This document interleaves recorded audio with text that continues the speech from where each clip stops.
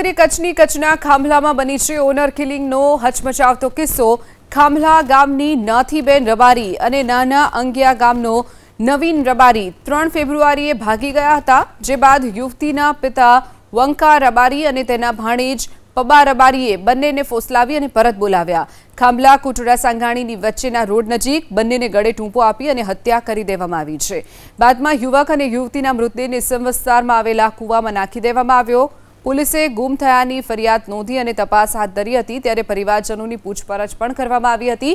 તે દરમિયાન યુવતી નાથીબેનના પિતા પર પોલીસને શંકા જતા કડક પૂછપરછમાં આરોપી વંકા રબારી અને ડબલ મર્ડર કર્યાની કબૂલાત કરી છે। આરોપીઓની પૂછપરછ કરીને હત્યાના 39 દિવસ બાદ મૃતક પ્રેમી યુગલના મૃતદેહને પોલીસે કૂવામાંથી બહાર કાઢ્યા।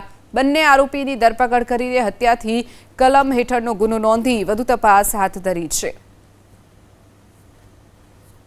બંને છોકરો અને છોકરી જે ગુમ થયા હતા એ બંનેને છેલ્લા 2 વર્ષથી પ્રેમ સંબંધ હતો અને એ પ્રેમ સંબંધ એ છોકરીના મા બાપને ઘરવાળાને પસંદ નહોતો।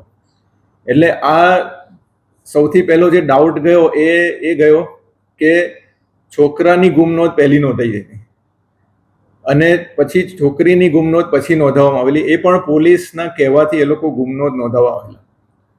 અને આ બંને છોકરો અને છોકરી 3 ફેબ્રુઆરીએ ગુમ થઈ ગયેલા હતા અને એની આ સમગ્ર આટલા સમય દરમિયાન તપાસ કરી અને પછી જે તપાસ દરમિયાન ટેકનિકલ સર્વેલન્સ ને હ્યુમન ઇન્ટેલિજન્સ દ્વારા અને રોજે રોજ અપડેટ લેવા દ્વારા એવી ખબર પડી કે જે છોકરી છે સોનુ ઉર્ફે નાથી, એના પિતા વંકાભાઈ ઉર્ફે રાજાભાઈ રબારી, એની માતા હિમાબેન રબારી, એમનો ભાણેજ જેનું નામ છે સોમા ઉર્ફે પબા રબારી અને આ વંકાભાઈનો છોકરો જે કાયદાના સંઘર્ષમાં આવેલો છે, આ 4 જણાએ ભેગા થઈને આ લોકોની હત્યા કરી છે એવી જે તપાસમાં હકીકત નીકળી। એ આધારે નખત્રાણા પોલીસ દ્વારા ગુનો દાખલ કરવામાં આવ્યો છે અને 4 જણની અટકાયત કરવામાં આવેલી છે।